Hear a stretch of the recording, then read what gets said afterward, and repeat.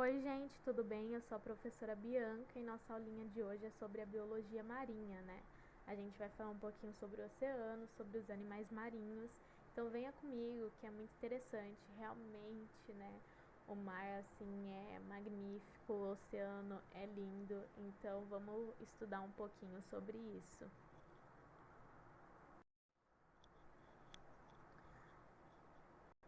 Então, desde as histórias mitológicas, né, gregas, até as descobertas científicas mais recentes, como a existência de grandes depósitos de água doce abaixo dos oceanos, que podem servir como uma futura fonte de água potável, né? Tudo, tudo que se refere ao mar é grandioso e fantasioso, e até mesmo aterrorizante, né? O fato é que até hoje conhecemos somente menos de 10% dos nossos oceanos, né? A gente conhece mais o solo da Lua do que o oceano marinho. Então, o oceano vem do grego, né?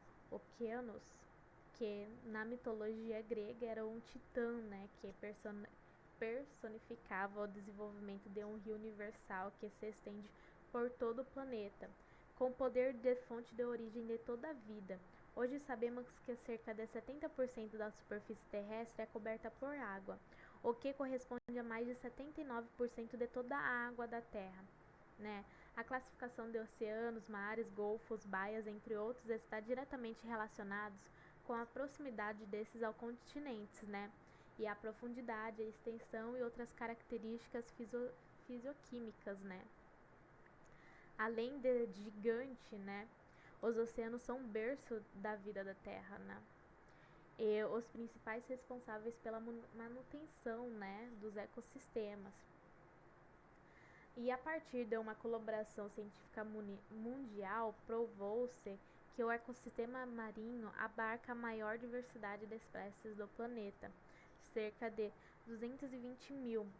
O mais surpreendente ainda é que o número de espécies desconhecidas pode ser 10 vezes maiores, então há muitas coisas ainda desconhecidas, né, no oceano.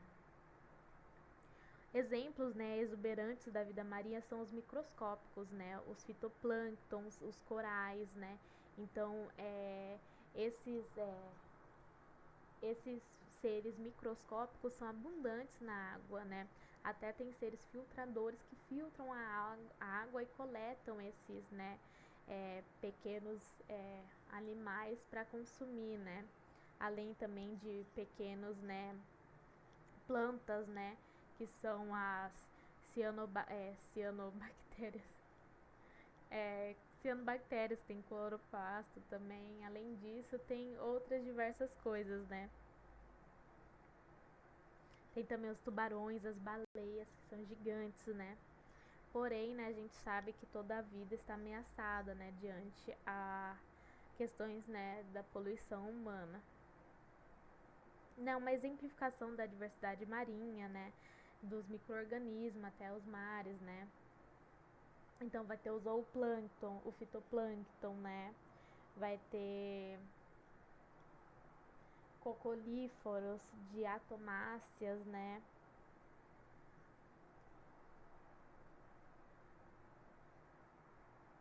Então o medo do mar, né, geralmente que algumas pessoas têm medo do mar, é o medo do desconhecido, né.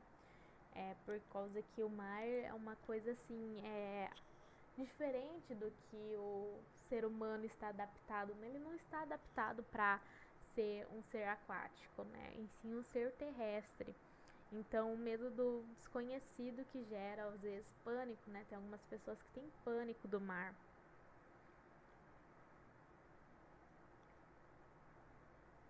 Então, assim, e falar de tubarões também, isso é muito mito, porque quase ninguém nem morre por ataque de tubarões, né?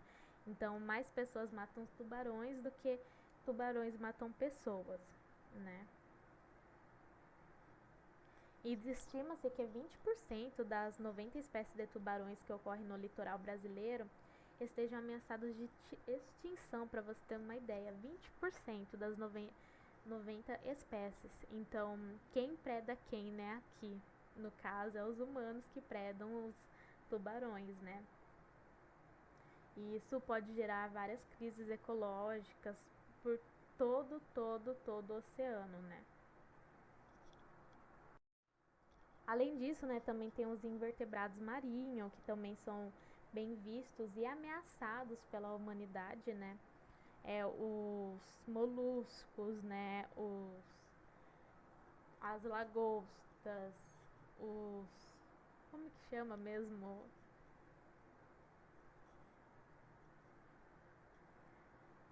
Gente, me sumiu o nome do... Gente, me sumiu o nome do... Mas tem, né? Tem os equinodermos também. Então, vários, né, invertebrados que são, né, de marinhos e também estão sendo possíveis de extinção, né, por conta da poluição dos oceanos, né. Então, a diversidade marinha é uma coisa que chama a atenção da humanidade, né. A gama da diversidade de espécies, formas e tamanho nos oceanos está diretamente relacionada ao fato desse ambiente ter sido o berço da vida do planeta, né?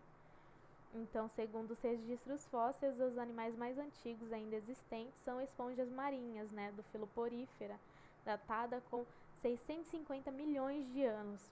O segundo fator primordial para a alta diversidade de forma e tamanhos das espécies se refere à heterogeneidade de habitats marinhos, sendo temperatura, disponibilidade de luz, hidrodinamismo e tipos de substratos, fatores estruturadores sobre as espécies, né? Então há uma impressão de que os organismos marinhos são muito grandes, entretanto a maioria das espécies marinhas possui esse tamanho relativo, né, a dos seus parentes terrestres, né? A grande exceção é com relação aos mamíferos marinhos, né? Historicamente acreditava-se que se viver na água facilitaria o crescimento do indivíduo, né? Por conta da menor pressão da gravidade, por exemplo.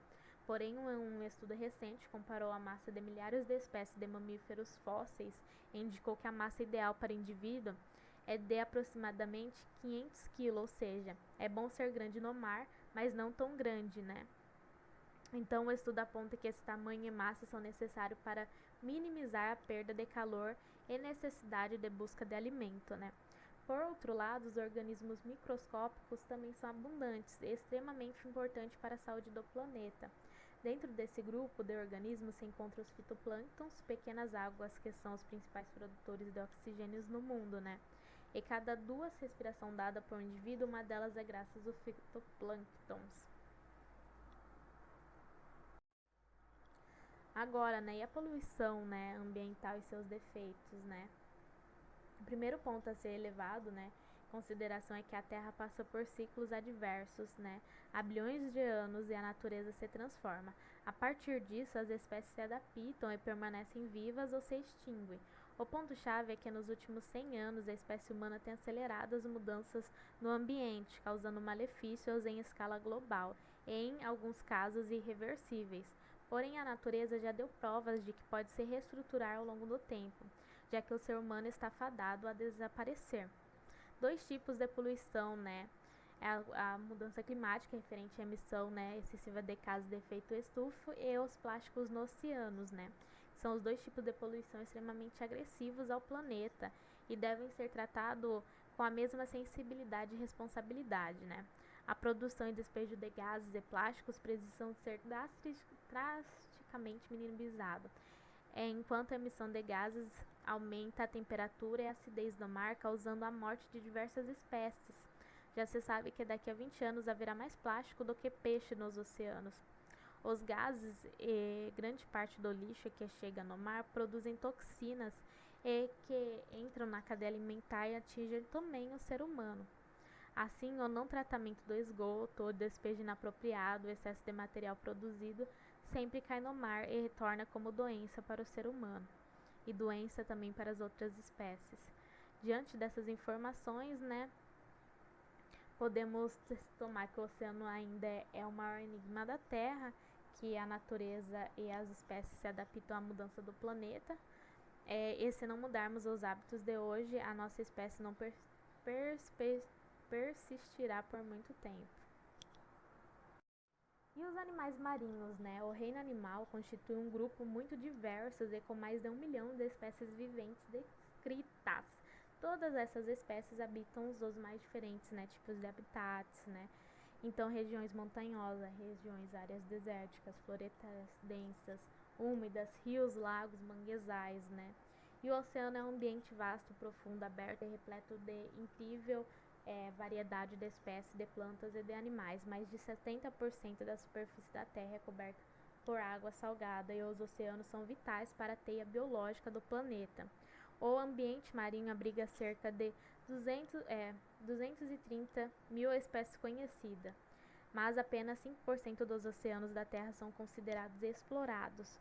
Um estudo de uma comunidade de água profunda revelou que a existência de 898 espécies pertencentes a mais de 100 famílias e uma dúzia de filos em uma área com cerca de metade do tamanho de uma quadra de tênis. Mais da metade desses seres descobertos eram novos para a ciência, né? Assim, conhecemos apenas uma pequena parte dos animais que habitam esse gigante ecossistema, né?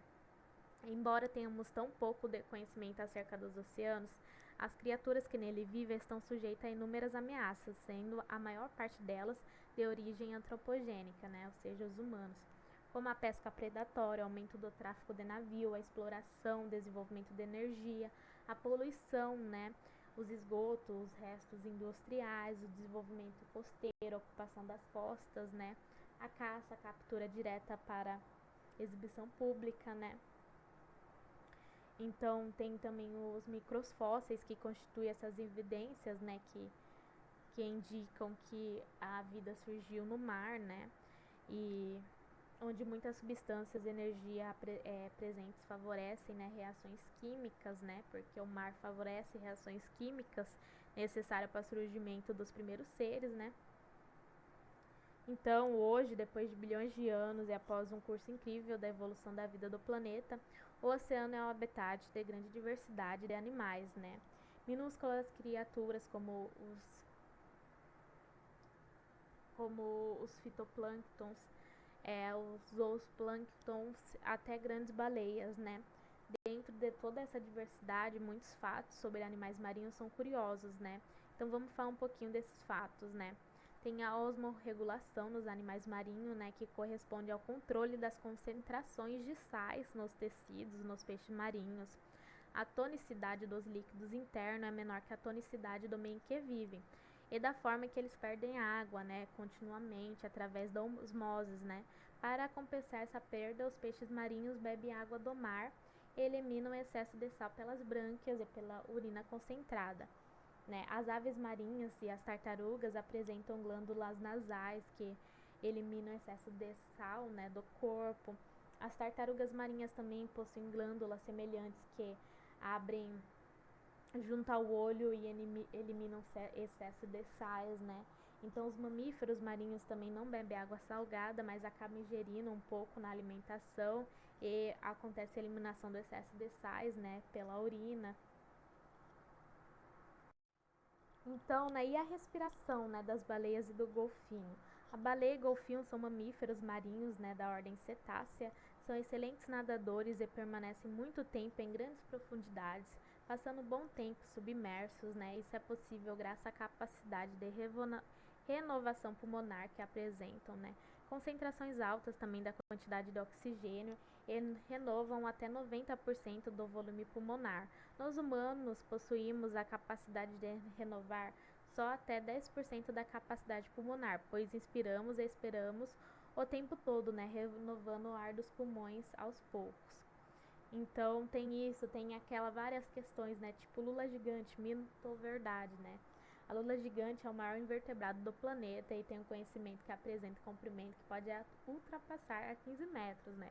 Por muito tempo acreditava-se que a existência desse animal era um mito, uma história contada por pescadores, mas em 2007, né, o maior exemplar foi encontrado e capturado por pescadores neozelandeses, né? As lulas gigantes habitam as águas da América, da Antártica, incluindo a América do Sul também, da Nova Zelândia.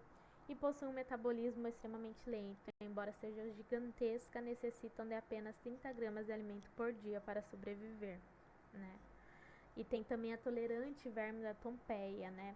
Que é um poliqueta extremófilo, né? Esses vermes vivem a 250 metros abaixo da superfície do oceano, em fontes hidrotermais, né, do Oceano Pacífico, e que aquecem a água, né, circundante a 80 graus Celsius. Acredita-se que esses animais sejam os animais mais tolerantes ao calor do planeta, e descobriu-se que uma camada de bactérias vive em torno dos vermes, né, em uma associação simbiótica. As bactérias funcionam como um escudo, absorvendo parte do calor da água escaldante e se alimentando da camada mucosa produzida pelo poliqueta. Aí tem também os golfinhos, né, e a visão de raios-x, né. Os golfinhos possuem a capacidade de ecolocalização, né, e utilizam o sonar com emissão de sons de alta frequência criado pela força com que o ar passa através de uma rede de tecidos próximos dos seus respiradouros, né. A alta frequência dos sons de ecolocalização de 40 a 130 é inadequada para percorrer longas distâncias pela água, mas o comprimento de onda mais curto são capazes de penetrar objetos suaves. Assim, os sons emitidos pelos golfinhos viajam ultrapassando os corpos de outros animais e refletem apenas na superfície dura, né? Como ossos e cartilagem, funcionando também como uma visão de raio-x e permitindo que o golfinho veja outros animais, né? Isso é bem interessante. Também tem a Grande Barreira de Corais da Austrália, né? Que a Grande Barreira de Corais da Austrália tem cerca de 2,300 quilômetros, né? 2.300 quilômetros de extensão e é a maior estrutura do mundo, feita unicamente por organismos vivos, podendo ser vista do espaço. Seus recifes são compostos por 400 espécies de corais, sendo então estruturas compostas por milhares de minúsculos pólipos dos corais, né? Embora pareçam estruturas abióticas, os corais são na verdade animais, né? São invertebrados pertencentes ao filo Quinidária, né? Mesmo grupo que inclui as águas vivas, né? E a classe Anthozoa. Esses invertebrados segregam um exoesqueleto calcário ou de matéria orgânica, podendo formar imensas colônias e recifes de grandes dimensões, né?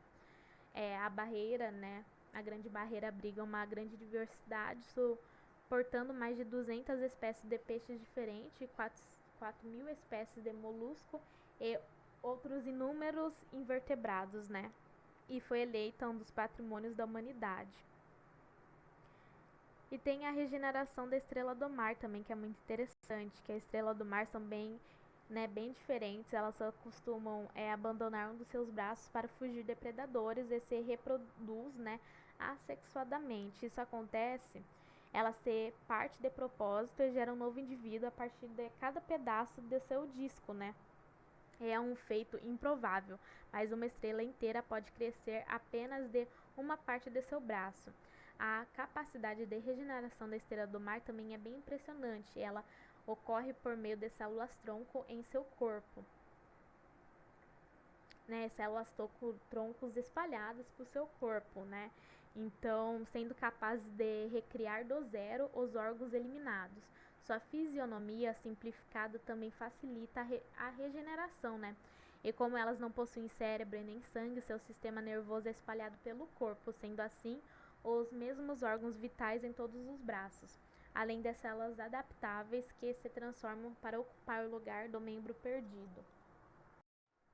Agora vamos falar sobre o peixe beta, né? Dentro dos peixes do aquário, o beta é o mais popular, né, deles, pelos dois fatos, sua beleza exótica e sua resistência, né? Diferente das demais espécies, o beta não precisa de uma bomba embutida no aquário, nem de cuidados constantes, né? Sendo por isso um peixe extremamente fácil de cuidar. Os machos são extremamente violentos, se houver mais de um macho, né, no mesmo aquário, eles podem brigar até a morte. Muitos erroneamente, né, juntam a fêmea ao macho pensando que assim eles irão se reproduzir, o que nem sempre acontece, pois ele acaba agredindo, né, a fêmea constantemente. O correto é unir a fêmea ao macho somente quando o macho estiver pronto para acasalar, né? Isso pode ser notado quando o aquário tiver feito um ninho, né, pequenos de bolhas no ar. que são envoltas por um muco bucal, né? E somente nesse período a fêmea deve ser inserida no aquário junto com esse macho, né? Para depositar os ovos. E também outra coisa interessante é porque os caranguejos, né, sacodem as pinças.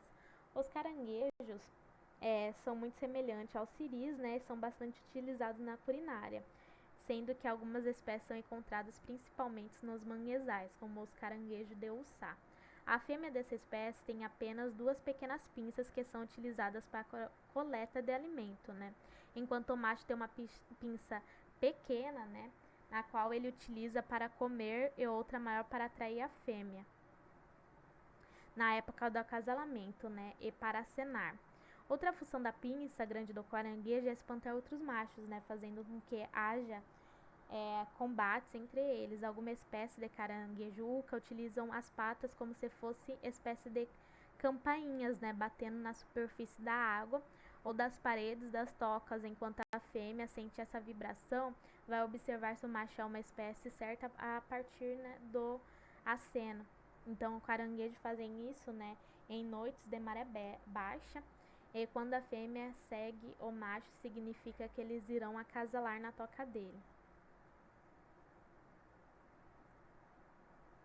Tem também outras coisas interessantes, né, que são os casos dos animais com sangue colorido, né, que seja assim, embora a maioria dos vertebrados tenha sangue vermelho, existem algumas exceções, né, alguns peixes marinhos, como o Clinocutus, né, análise, sapo chiromantes, né, e o largato do gênero Prachinoarema, tem sangue verde, né. Esses largatos também, em caso especial, já que além da hemoglobina, né, da proteína do glóbulo vermelho do sangue, que transporta oxigênio, eles têm a biliverdina, né, de cor verde, que corre pelas veias. Tem quantos vertebrados maiores também tem a hemolinfa, né, que é a função semelhante ao sangue.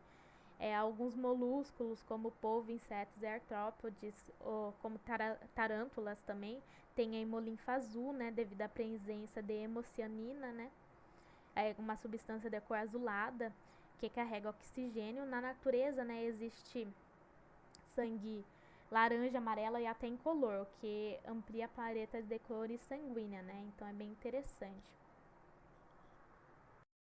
Agora, né, quando a gente fala assim de animais do oceano, né, muitas pessoas têm medo do oceano, tudo por conta do desconhecido, mas realmente tem alguns animais que são perigosos, né? Que, por exemplo, o baiacu, né, ele pode parecer inofensivo, entretanto, eles são realmente muito perigosos devido à sua quantidade de tetrodotoxina, né, que contém ou tornando lental, né, então o baiacu transporta essa toxina suficiente para matar 30 adultos, né, então é muito mortal mesmo essa toxina que ele carrega.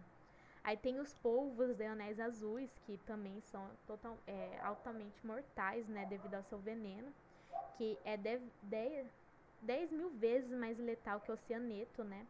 E não há antídoto conhecido, então se você morre mesmo, não tem o que fazer. Tem o peixe-pedra, né? Que também pode ser muito perigoso, né? Ele se disfarça de pedra no fundo do mar, né? E contém 3 espinhos, né? Que não há como evitar ser picado, né? E seu veneno é muito forte também. Então, realmente é perigoso, né? Aí tem o grande tubarão branco, né? Que também é realmente, assim, os dentes, né? Aquela coisa tudo de só uma mordida pode já ser fatal, né? Aí tem o peixe-leão, né? Que possui diversos raios com barbatanas pontiagudas, né? Que é esse aí da imagem, que são extremamente venenosas, né? Essa espécie pode ser encontrada no Oceano do Caribe, Atlântico Leste, e então realmente é muito fatal, né? Tem a água-viva também, né, cubozoa, que apesar dos tubarões terem a fama de maiores predadores dos oceanos, né, outro ser vivo também que é muito perigoso é essa água-viva, né, que pode ser extremamente feroz e que é a mais responsáveis pela morte de humanos na Austrália, né. Então, uma picada, né, pode ser extremamente desconfortáveis e dependendo também pode ser até fatal. Então, né? Realmente essa água-viva é terrível. Tem o tubarão-tigre também, que é um perigoso predador, né? Pode chegar a medir cerca de 5 metros de comprimento, né? Então ele é enorme, né? Tem as serpentes marinhas também, que são cobras peçonhentas, né? Extremamente perigosas. Quando você fala em serpente marinha, né? O veneno pode conter até 8 vezes mais toxinas letais do que uma cobra terrestre, né? Uma serpente terrestre. Então, realmente é assustador, né? Mas são ao menos 50 espécies diferentes de serpentes marinhas, né? Tem a arraia também, que são conhecidas por serem animais tranquilos, né? E que normalmente não atacam humanos. A maioria acontece acidentes, né? Envolvendo esses animais por conta de mergulhadores que acabam pisando no ferrão dela, né? Sempre que ela se sente ameaçada, acabam agitando o ferrão da sua cauda, né?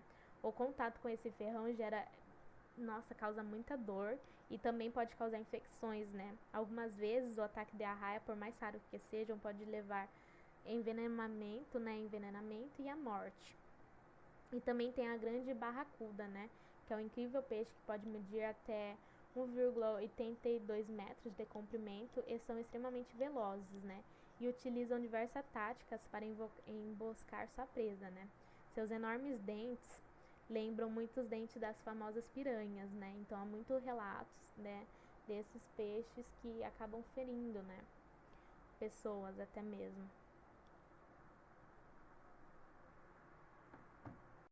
Essa foi nossa aulinha, né, de biologia marinha. Espero que tenham gostado. É um breve resumo, né, algumas curiosidades para vocês. É isso aí, gente. Tchau, tchau. Nossa, biologia marinha fantástica. Eu espero que realmente vocês gostem desse lado aí da biologia. É um dos lados, assim, das áreas que eu mais gosto dentro da biologia. Essa, né, da entomologia também, daí da paleontologia, né, que eu acho muito magnífico, né. Apesar também de eu gostar bastante de química, a professora é doida, mas assim, é muito legal, tem muitas curiosidades, né, a biologia é fantástico, né, os animais, os seres vivos são extremamente incríveis, né, e são muito realmente preciosos, você,